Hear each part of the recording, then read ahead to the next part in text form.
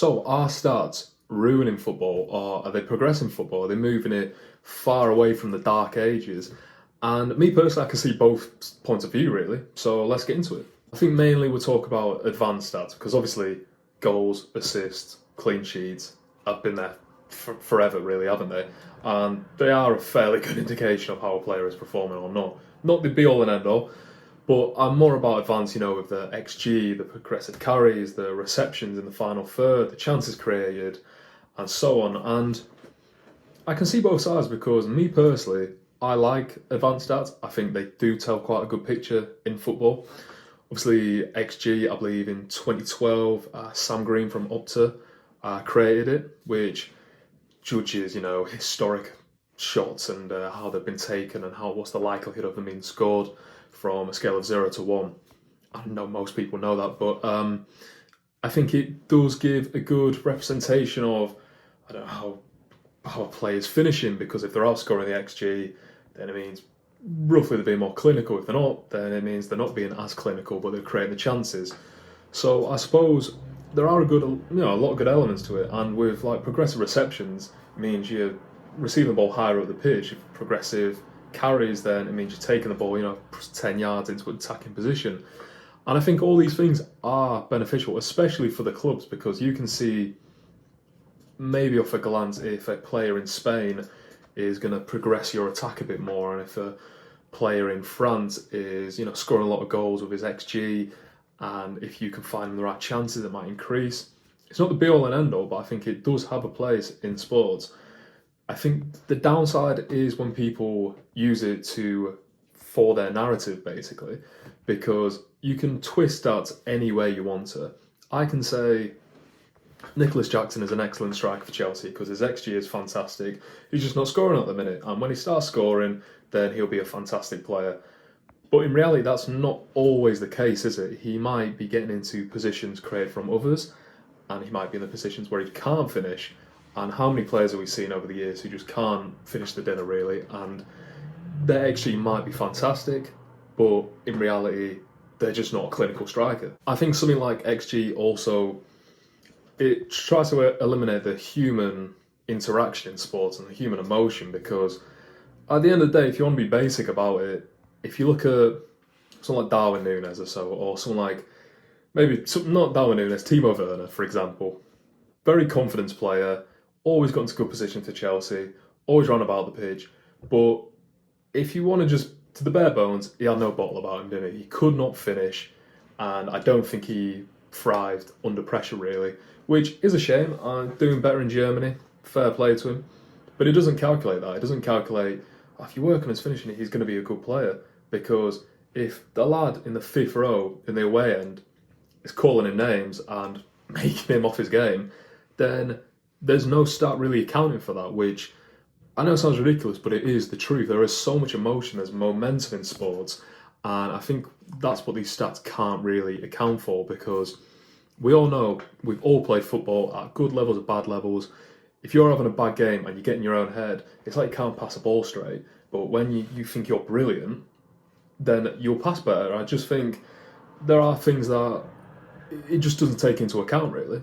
But then to go back on the flip side, I do think some advanced stats like key passes created are a really good tool, because if you just go pass succession rate is 70%, let's say, but the final third passes are 80%, then it kind of shows you that the player, yes, he might be doing a lot of long balls, he might be switching the play a lot, he might be trying some harder balls that he should be doing. But in the final third, if he's being more clinical with his passing and creating more chances, then obviously the stats don't tell the entire story, and that's when it's good to dive deeper in it, really, because there are a lot of players who, it's like Jordan Henderson, for example, for Liverpool. I loved him. I think he was great. End his career bad, but who cares? He did a lot of sideways passing and backwards passing to Liverpool's team, which is obviously going to pump his pass accuracy up.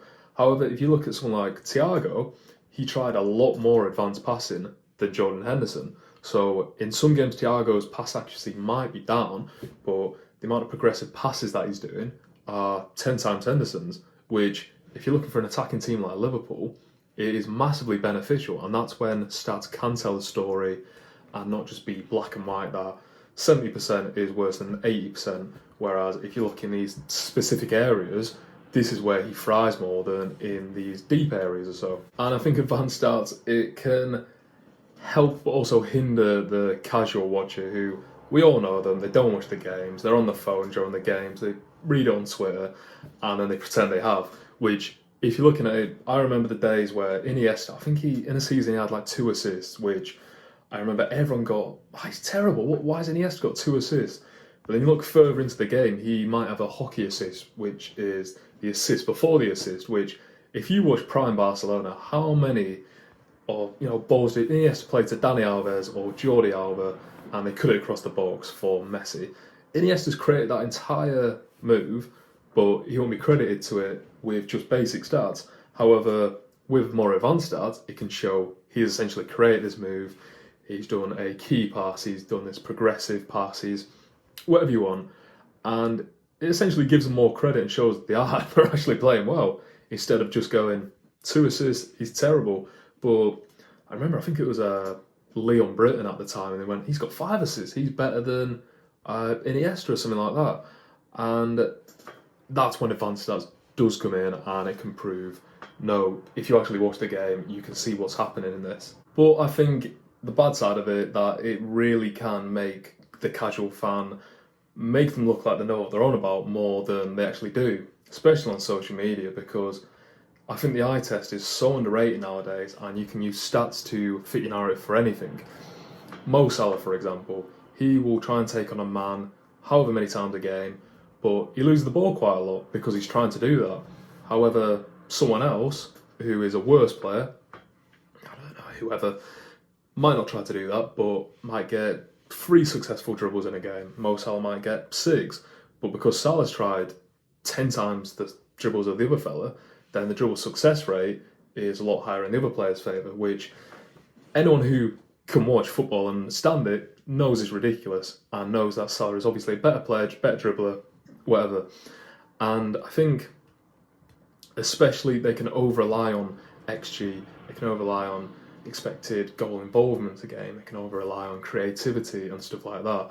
And I think you've got to find the balance between the two, because if you rely on it too much, you're basically just watching football through a computer and a spreadsheet, which at the end of the day, it's not how it is, it's about the emotion. Because I don't remember looking at Ronaldinho when I was a kid and going, he's done this step over, that's a progressive carry, and he's took that in the box, it's progressive reception. I think none of that really mattered, and I know it wasn't a big thing back then, or even invented, but I think you've got to find just between the two really, because sometimes it is beneficial. I think it's probably more beneficial towards the club to see how the players are doing, and sometimes it is, it's a negative because you can over-rely on them. You can essentially base your narrative around them, and you can twist it any way you want, and it just kind of ruins the game slightly, because a worse defender for Burnley might have a higher tackle success and more tackles than Ruben Diaz, because Ruben Diaz doesn't see the ball in his half anywhere near the amount of the Burnley player. Doesn't mean he's a better player, and it doesn't mean Ruben Diaz is any worse player. It just means it's a different team, it's a different game, and you need to watch it. However, I completely see both sides, and I'm interested in progressive stats, how they're going to progress the game, because anything to keep football going is a good thing in my opinion. But let me know what you think about stats nowadays.